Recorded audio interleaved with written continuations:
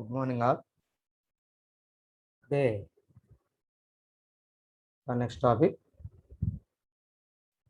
grievance redressal process. So, grievance redressal process.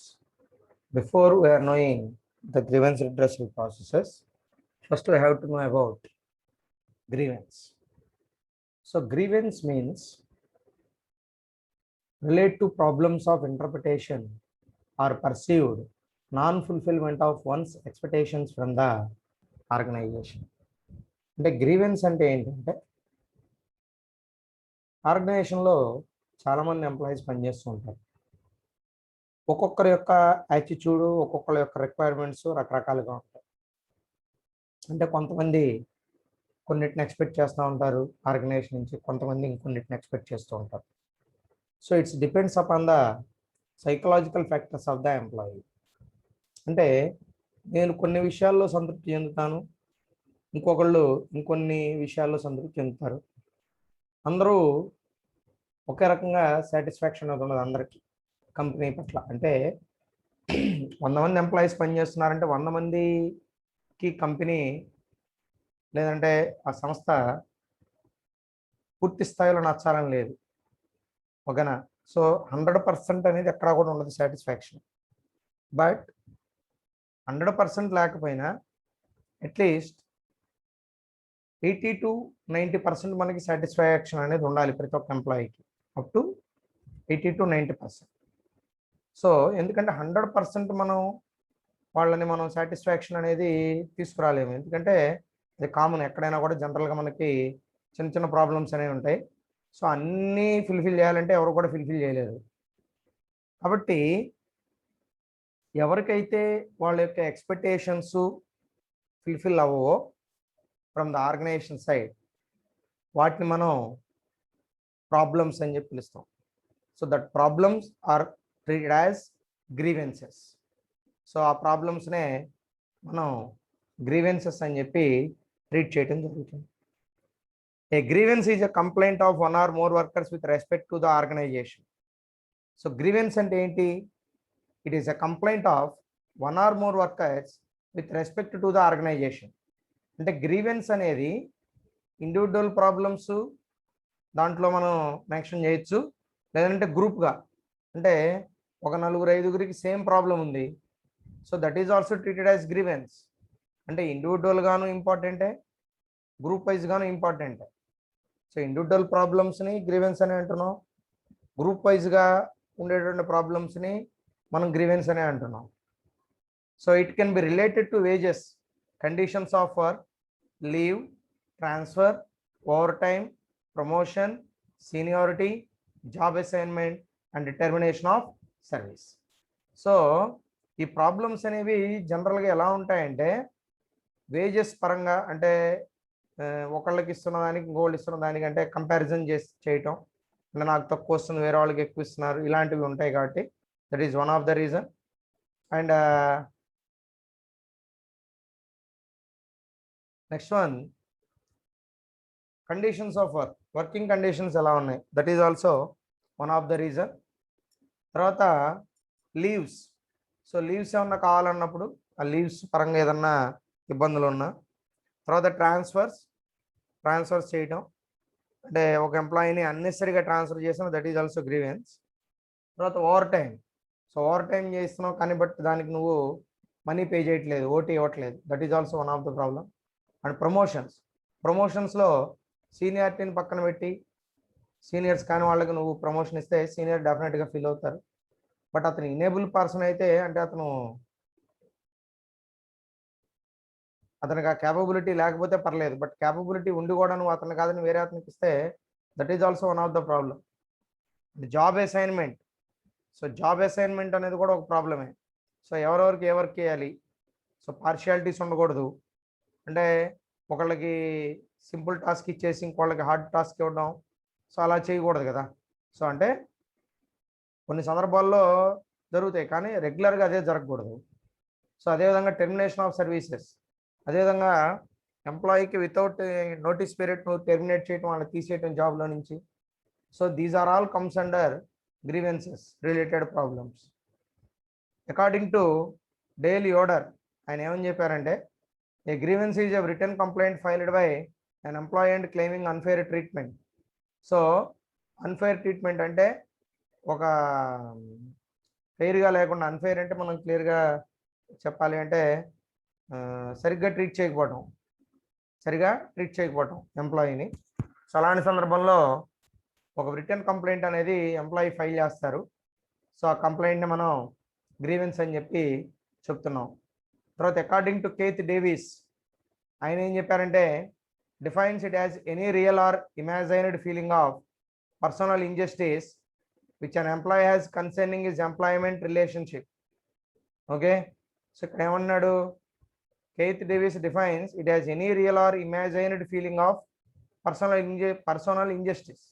అంటే ఒక employee personal injustice అంటే అతనికి వ్యక్తిగతంగా అతనికి అన్యాయం జరుగుతుంది అనే కనుక అతను అనుకుంటే, which an employee has concerning his employment relationship అంటే ఎంప్లాయీకి ఎంప్లాయర్కి మధ్య ఉన్నటువంటి రిలేషన్షిప్లో అతనికి తీవ్రమైనటువంటి అన్యాయం జరుగుతుందని కనుక అతను ఫీల్ అయితే, that is also related to grievance. That is also one of the problem. Then next one, causes of grievances. So మన గ్రీవెన్సెస్ రావడానికి, అసలు ప్రాబ్లమ్స్ అనేది రావడానికి కారణాలు ఏంటి? How the grievances are arised. So an employee is dissatisfied and harbors a grievance when he feels there has been an infringement of his rights, that his interests have been jeopardized. అంటే ఏంటంటే అతని యొక్క ఇంట్రెస్ట్ని, అంటే అతని యొక్క అభిరుచుల్ని లేదంటే అతని యొక్క అవసరాలకి అనుగుణంగా అక్కడ అతని రైట్స్ అనేవి అతను ప్రొటెక్ట్ చేసుకోలేకపోతున్నాడు. అంటే అతనికి ఉన్నటువంటి హక్కుల్ని బై లా, అతనికి వచ్చినటువంటి సంక్రమించినటువంటి హక్కుల్ని అతను సరిగా ఉపయోగించుకోలేకపోవడం, వాటిని మేనేజ్మెంట్ పూర్తి స్థాయిలో అతన్ని వాటిని ఉపయోగించుకునే విధంగా అతనికి కావాల్సినటువంటి ఆ ఎన్విరాన్మెంట్ని క్రియేట్ చేయలేకపోవడం. సో ఇవన్నీ కూడా గ్రీవెన్సెస్ కారణాలు అవుతాయి మేజర్గా. అంటే ప్రతి ఒక్కళ్ళకి కొన్ని రైట్స్ అనేవి ఉంటాయి, ఫండమెంటల్ రైట్స్ ఒకటి ఉంటాయి, ప్లస్ యాజ్ అన్ ఎంప్లాయీ వాళ్ళకి ఆర్గనైజేషన్ నుంచి కొన్ని రైట్స్ అనేవి ఉంటాయి. So according to labour law నేను చెప్తున్నది. సో ఆ రైట్స్ని అతన్ని పూర్తి స్థాయిలో ఉపయోగించుకునేటట్టుగా ఆర్గనైజేషను చూడాలి. ఎందుకంటే ఎంప్లాయీ హక్కుల్ని ఎవరు కూడా వాటిని వాళ్ళకి సక్రమంగా వినియోగించుకునే అవకాశాన్ని కల్పించకపోకుండా, లేదంటే వాళ్ళకు ఉన్నటువంటి హక్కుల్ని వాళ్ళు ఉపయోగించుకోకుండా ఆర్గనైజేషన్ ఏమైనా ప్రయత్నాలు చేస్తే అది తప్పవుతుంది. ఇప్పుడు స్ట్రైక్ చేయడం అనేది ఉంది. స్ట్రైక్ చేయడం అనేది ఏదన్నా సమస్యలు ఉన్నప్పుడు స్ట్రైక్ చేయడం అనేది వర్కర్స్కి, అదే లేబర్కి ఉన్నటువంటి రైట్ అది. సో స్ట్రైక్ చేయడం అనేది సమ్మె హక్కు అంటాను నేను. అంటే అది మితిమీరి కాదు. సో శాంతియుతంగా మనం నిరసన తెలియజేయడం అనేది తప్పు కాదు. సో అది వాళ్ళకు ఉన్నటువంటి రైట్ అది. సో ఆ రైట్ని మేనేజ్మెంట్ ఉపయోగించుకోకుండా ఆపింది అనుకోండి, అది తప్పే కదా. కాబట్టి that is against of interest of employee. అంటే ఎంప్లాయీ తన ఇంట్రెస్ట్కి వ్యతిరేకంగా పనిచేయాల్సి వస్తుంది. అదేవిధంగా ఎంప్లాయీ ఏమన్నాడంటే, నేను పర్ఫెక్ట్గా ఉన్నాను, అతనికి ఒక మోరల్ వాల్యూస్ ఉన్నాయి, అయితే మంచి హ్యూమన్ వాల్యూస్, మోరల్ వాల్యూస్ అంటే ఎథికల్గా ఉంటాడు, అతను తెలిసి తప్పు చేయడు, కానీ అతన్ని బై ఫోర్స్ తప్పు చేయమని అంటుంది management. So that is also related to problem. లేదంటే మేనేజ్మెంట్ తెలిసి ఒక అన్సెక్యూర్డ్ ప్రోడక్ట్ని తయారు చేస్తుంది, ఆ విషయం ఎంప్లాయీకి తెలిసింది, ఆ విషయంలో ఎంప్లాయీ వాళ్ళతోటి అపోజ్ అవుతున్నాడు, అంటే దానికి అగెనెస్ట్గా ఇది కరెక్ట్ కాదు, ఇది తప్పు అని చెప్పి ఎంప్లాయీ దాన్ని అగెనెస్ట్గా ఉంటున్నాడు. That is also grievance. అంటే అది అతను ఒక ఇంట్రెస్ట్ కాదు, పబ్లిక్ ఇంట్రెస్ట్ అది. కాబట్టి definitely the fight against the organization. అర్థమైందా? సో ఇలాంటి సిచ్యువేషన్స్ అన్నిటి కూడా మనం మైండ్లో పెట్టుకోవాలి. So the sense of grievance generally arises out of misinterpretation or misapplication of company policies and practices. అదేవిధంగా గ్రీవెన్సెస్ అనేది మనకి ఇంకొక రకంగా కూడా ఎలా వస్తాయంటే, ఎంప్లాయీ ఆర్గనైజేషన్ పాలసీస్కి విరుద్ధంగా నడుచుకోవడం కూడా తప్పే. కంపెనీ కొన్ని పాలసీస్ అండ్ ప్రాక్టీసెస్ ఉన్నాయి, వాటిని మిస్అప్లికేషన్, వాటిని మిస్యూజ్ కనుక చేసినా లేదా మిస్ఇంటర్ప్రిటేషన్ చేసినా కూడా మనకి గ్రీవెన్సెస్ అనేది రావడం అనేది జరుగుతుంది. So grievances mostly arise out of following reasons. So grievances అనేది మనకి మోస్ట్లీ మనకి ఎలా ఎందుకు వస్తున్నాయి అంటే కనుక concerning wages demand for individual adjustment.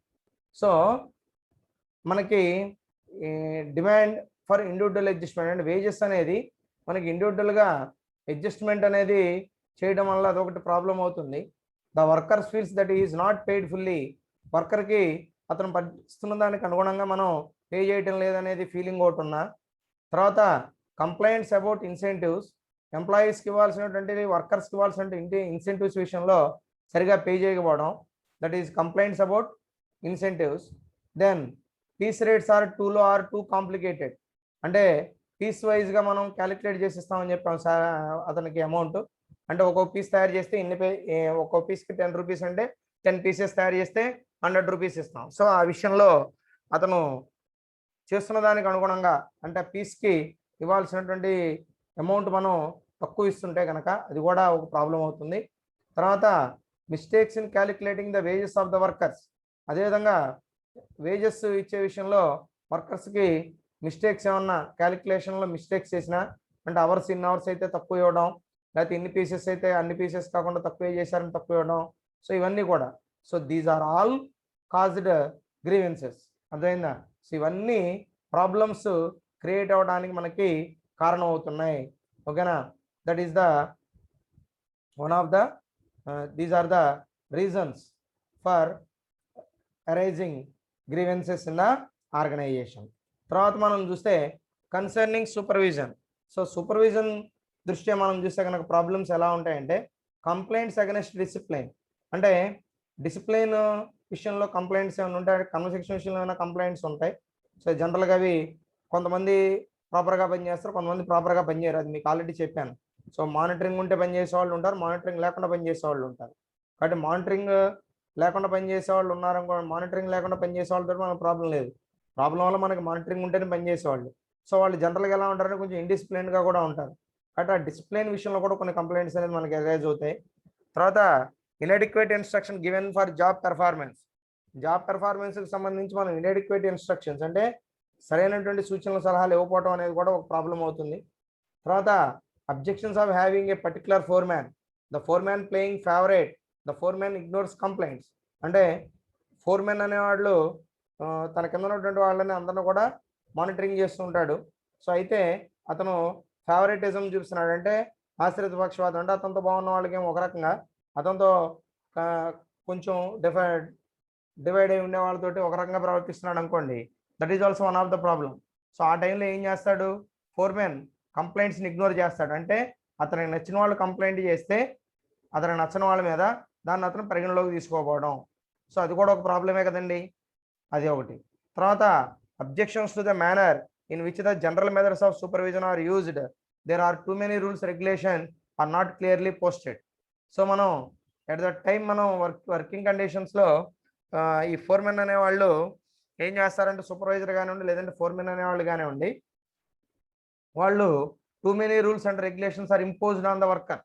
So అది కరెక్ట్ కాదు. అంటే ఎంప్లాయీని లేదా వర్కర్ని ఫ్లెక్సిబుల్గా పనిచేసినటువంటి ఎన్విరాన్మెంట్ మనం క్రియేట్ చేయాలి. బట్ కానీ అడుగడుగునా మనం రూల్స్ అండ్ రెగ్యులేషన్స్ అనే పేరుతోటి అతనికి మనం కట్టడి చేయాలనుకుంటే అది కూడా ఒక ప్రాబ్లం అవుతుంది. అంటే ఎంప్లాయీకి ఉన్నటువంటి ఫ్రీడమ్ని నువ్వు అతన్ని పూర్తి స్థాయిలో ఉపయోగించకుండా నువ్వు రిస్ట్రిక్ట్ చేసినట్టు. That is against the fundamental rights of the human being. తర్వాత general working conditions. So general working కండిషన్స్లో మనం చూస్తే కనుక ప్రాబ్లమ్స్ ఏ విధంగా ఉంటాయి, అన్హైజెనిక్ వర్కింగ్ కండిషన్స్, అంటే పనిచేసే చోట సరిగ్గా శుభ్రంగా ఉండట్లా, హైజీన్గా ఉండట్లా, చాలా అపరిశుభ్రంగా ఉంటుంది. సో అక్కడ చాలా ఇబ్బందికరంగా ఉంటుంది పని చేయాలంటే. సో అలాంటి కండిషన్స్ ఉన్నప్పుడు, తర్వాత పూర్ ప్రొడక్షన్ స్టాండర్డ్స్, తర్వాత ప్రొడక్షన్ స్టాండర్డ్స్ విషయంలో చాలా పూర్గా ఉన్న, తర్వాత non availability of tools materials and equipments. So employee లేదా లేబర్ పనిచేయాలి అని అంటే అతనికి కావాల్సినటువంటి టూల్స్ మెటీరియల్స్ ఎక్విప్మెంట్స్ అన్నీ అతనికి మనం ప్రొవైడ్ చేయాలి.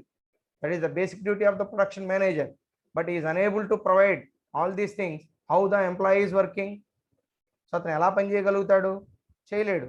కాబట్టి ఎంప్లాయీకి ఇవ్వాల్సినటువంటి టూల్స్ మెటీరియల్స్ ఎక్విప్మెంట్స్ అన్ని పర్ఫెక్ట్గా ఇస్తే అతను తన పనిని తాను సక్రమంగా చేసుకుంటూ వెళ్ళిపోతూ ఉంటాడు, ఎవరితోటి పని లేకుండా, వితౌట్ ఎనీ డిస్టర్బెన్స్. కానీ నువ్వు అవన్నీ ప్రొవైడ్ చేయకుండా నువ్వు పని చేయండి అంటే పని చేయలేడు కదా. That is also one of the reason of grievance. ఓకేనా? So next management policy. Management policy ప్రకారం మనకి అంటే దానికి అనుగుణంగా మనకు ఉండేటటువంటి ప్రాబ్లమ్స్ ఏంటంటే దానిలో మొట్టమొదటిది wage rates and methods of wage payments. అంటే చెప్పాను కదా ఇంతకుముందే. సో వేజెస్ విషయంలో క్యాలిక్యులేషన్ చేయడంలో కానివ్వండి, లేదంటే ఈక్వల్గా మనం వేజెస్ సరిగ్గా పే చేయలేకపోయినా కూడా, ఈక్విటబుల్ వేజెస్ పే చేయకపోయినా కూడా, that is also related to problems.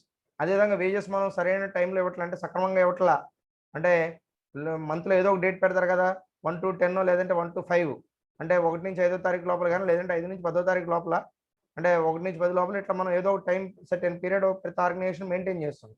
So according to that period you have to give the salaries in a proper time. So అలా ఇవ్వకపోయినా కూడా అది ప్రాబ్లమే అవుతుంది. తర్వాత over time and incentives payments. Over time పనిచేసిన లేదంటే ఇన్సెంటివ్స్ ఇవ్వాల్సి వచ్చినా అవి సరిగ్గా ఇవ్వకపోతే, అంటే ఓవర్ టైం పే చేసినందుకు అమౌంట్ ఇవ్వాలి, అదేవిధంగా ఇన్సెంటివ్స్ ఇవ్వాలి. సో ఇన్సెంటివ్స్ ఇవ్వాల్సి వచ్చినప్పుడు ఇన్సెంటివ్స్ ఇవ్వకపోవడం, ఓటీ ఇవ్వాల్సినప్పుడు ఓటీ ఇవ్వకపోవడం, that is also creates a grievance in the organization, that is also creates a problem. So then promotion, transfer and seniority issues చెప్పాను కదా. సో ప్రమోషన్స్ ఇచ్చేటప్పుడు సీనియారిటీని దృష్టిలో పెట్టుకోవాలి, క్యాపబిలిటీని దృష్టిలో పెట్టి అన్ని చూసుకోవాలి. అదేవిధంగా ట్రాన్స్ఫర్ చేసేటప్పుడు కూడా వితౌట్ ప్రాపర్ రీజన్ ట్రాన్స్ఫర్ చేయకూడదు. You have to give clarity about why you are transferring that employee from one place to another place. So is there any disciplinary action, or is there any lack of employees in that particular branch? So how to clearly mention and how to convince the employer or worker how you are moving, why you are moving that person from this place to that place. Then lack of opportunities for career growth. తర్వాత lack of opportunities for career growth అంటే employee తన అంతర్గత అంటే తన కెరీర్ని develop చేసుకోవడానికి కావాల్సినటువంటి opportunities మనం కల్పించకపోతే అది కూడా తప్పే అవుతుంది. ఎందుకంటే ప్రతి ఒక్క ఎంప్లాయీ తన గ్రోత్ కూడా చూసుకుంటాడు, అది కూడా ఇంపార్టెంటే. ఎంతసేపు ఆర్గనైజేషన్ కోసమే పనిచేయడం కాదు కదా. సో గ్రోత్ అనేది కూడా ఉండాలి. గ్రోత్ కోసం తను ఏది ప్రయత్నం చేసినా కూడా దానికి సహాయ సహకారాలు మనం పూర్తి స్థాయిలో అందించాలి. ఒకవేళ అలా చేయకపోతే అది కూడా ఒక ప్రాబ్లమే అవుతుంది. తర్వాత లీవ్స్ అనేది జనరల్గా ప్రతి ఆర్గనైజేషన్ కొన్ని టర్మ్స్ అండ్ కండిషన్స్ ఉంటాయి. So according to the organization policy, you have to give and you have to provide the leave facility of the employee for the employees. So ఇప్పుడు మనకి మెడికల్ లీవ్స్ ఉంటాయి, అవి provide చేయాలి. తర్వాత ఎర్నిడ్ leaves ఉంటాయి, provide చేయాలి. తర్వాత ఇంకా సిఎల్స్ క్యాజువల్ లీవ్స్ ఉంటాయి. సో తర్వాత మెడికల్ లీవ్స్ ఉంటాయి. సో ఇవన్నీ కూడా మనం you have to provide all these leaves to the employee. తర్వాత ఒకవేళ అలా ప్రొవైడ్ చేయకపోతే అదే మనకి ప్రాబ్లం అవుతుంది. తర్వాత issues relating to employee conduct. So employee conduct బాగోట్ల, సో దాని పరంగా మనకు కొన్ని ఇష్యూస్ అరైజ్ అవుతున్నాయి, that is also created a problem. Then unhappy relations with the bosses. So bosses తోటి అన్హ్యాపీ రిలేషన్స్ అంటే వాళ్ళతోటి రిలేషన్స్ అనేవి అంత సంతృప్తికరంగా ఆనందదాయకంగా లేవు.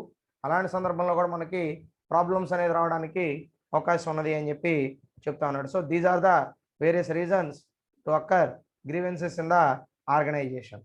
So how you resolve them. So దీన్నే మనం గ్రీవెన్స్ రెడ్రెసల్ ప్రొసీజర్ అంటాం.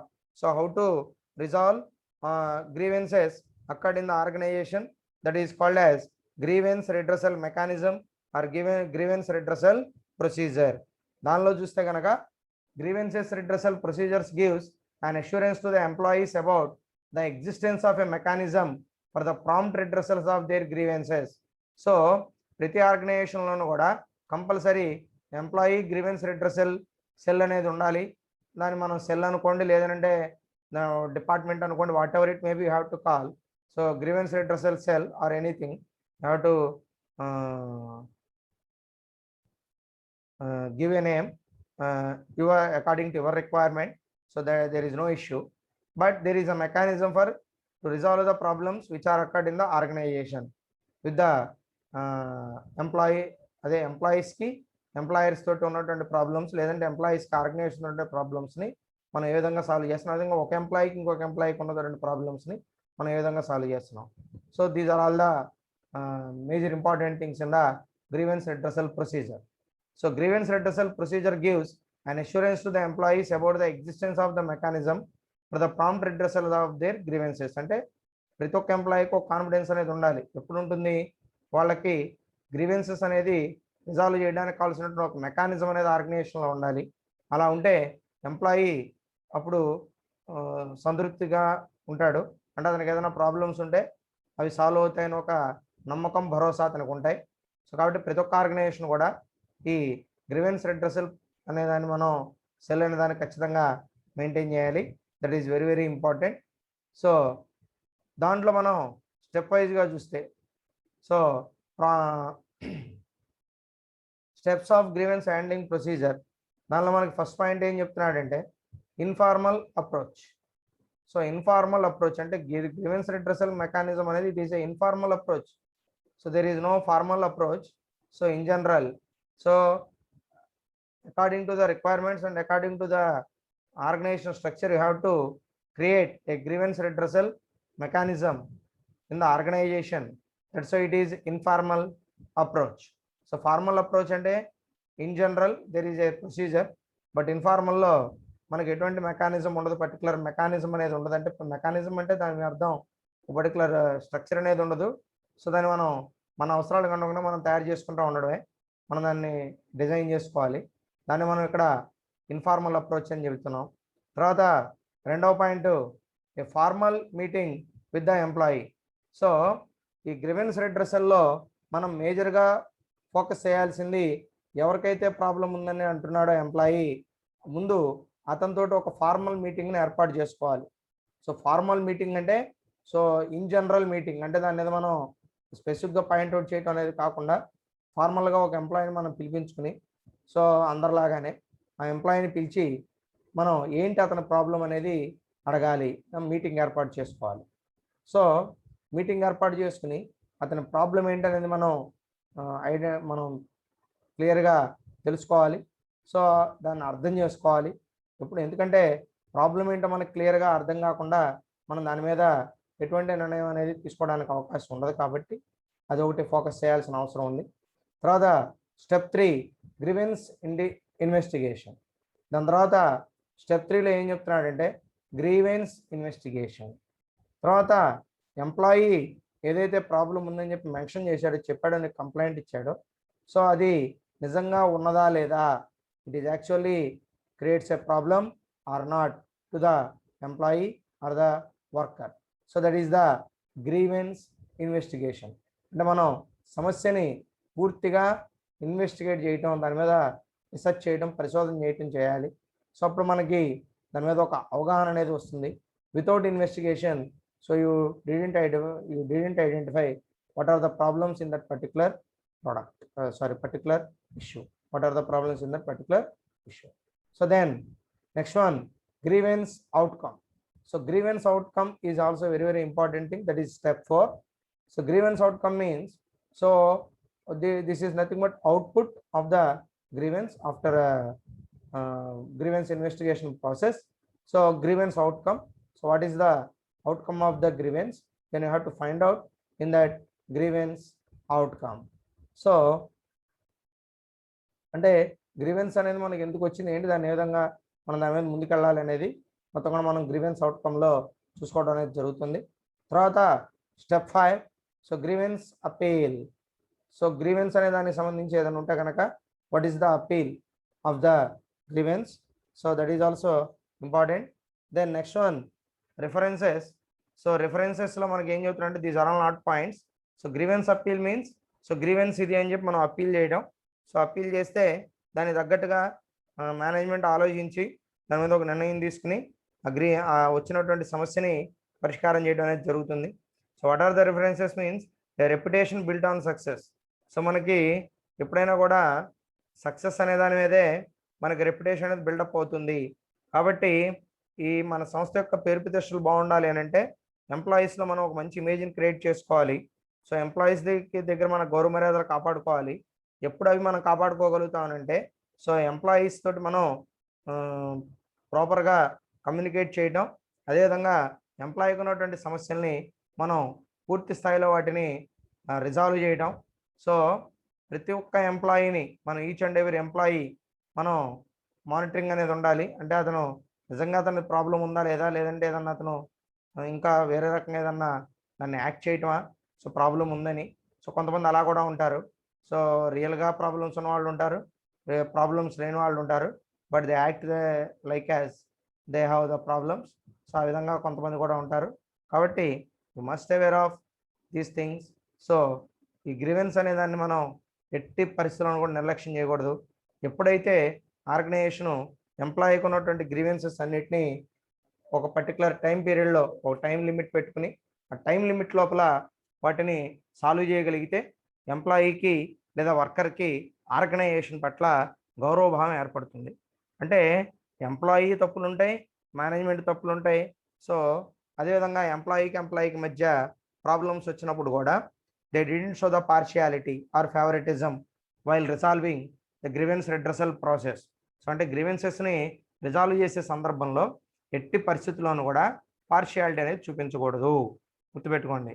సో ఒకవేళ హెచ్ఆర్ మేనేజర్ లేదంటే గ్రీవెన్స్ రిడ్రెసల్ సెల్లో ఇన్ఛార్జ్ ఎవరైతే ఉన్నారో అతను నిష్పక్షపాతంగా ట్రాన్స్పరెంట్గా ప్రతి ఒక్కళ్ళ అంటే ఇద్దరు చెప్పిన దాన్ని క్లియర్గా విని సో ఎవిడెన్సెస్ ఏమైనా ఉంటే కనుక కలెక్ట్ చేసుకుని వాటన్నిటిని పరిగణలోకి తీసుకుని దే గివ్ ట్రాన్స్పరెంట్ జడ్జిమెంట్స్ అంటే జడ్జిమెంట్ సొల్యూషన్స్ అంటే ట్రాన్స్పరెంట్గా ఉండాలి సొల్యూషన్ అనేది. సో ఒకవేళ అక్కడ ఏదైనా ట్రాన్స్పరెన్సీ కనుక మిస్ అయితే మరలా అది ఇంకొక ప్రాబ్లంకి దారితీస్తుంది. That is also one important thing. కాబట్టి నువ్వు సాల్వ్ చేయాల్సిందే ఇష్యూ. నువ్వు already there is issue, how to resolve that. But ఆ రిజాల్వ్ చేసే ప్రాసెస్లో మళ్ళీ ఇది ఇలా కనుక జరిగితే అది మళ్ళీ ఇంకా పెద్ద ప్రాబ్లంకి దారితీస్తుంది. దానివల్ల మనకి ఎంప్లాయీకి ఆర్గనైజేషన్ పట్ల నమ్మకం పోతుంది. అదేవిధంగా వాళ్ళల్లో ఒక డిస్సాటిస్ఫాక్షన్ వచ్చేస్తుంది. అదేవిధంగా వాళ్ళలో ఉన్నటువంటి మోటివేషన్ అంటే బాగా పనిచేసే తత్వం ఏదైతే ఉందో మోటివేట్ అయ్యి సెల్ఫ్ మోటివేషన్ అనేది అది కూడా నెమ్మదిగా తగ్గిపోతుంది. కాబట్టి ఇవన్నీ కూడా మరలా కొత్త ప్రాబ్లమ్స్ని క్రియేట్ చేయడానికి అవకాశాలు ఎక్కువ ఉన్నాయి. కాబట్టి సో ఈ గ్రీవెన్స్ రిడ్రెసల్ ప్రొసీజర్లో ఎట్టి పరిస్థితులను కూడా మనం స్వార్థం చూపించకూడదు. అంటే మన వాళ్ళు వీళ్ళు ఇది ఫేవరెటిజం కానివ్వండి, లేదంటే సెల్ఫిష్నెస్గా ఉండడం కానివ్వండి, సో ఇలాంటివన్నీ కూడా మనం చేయకూడదు. ఒకవేళ అలా చేస్తే కనుక అవి తర్వాత మనకి ఇబ్బందుల్ని క్రియేట్ చేస్తున్నాయి. So this is grievance redressal procedure. Okay. So finally keyword is a reputation built on success. Okay.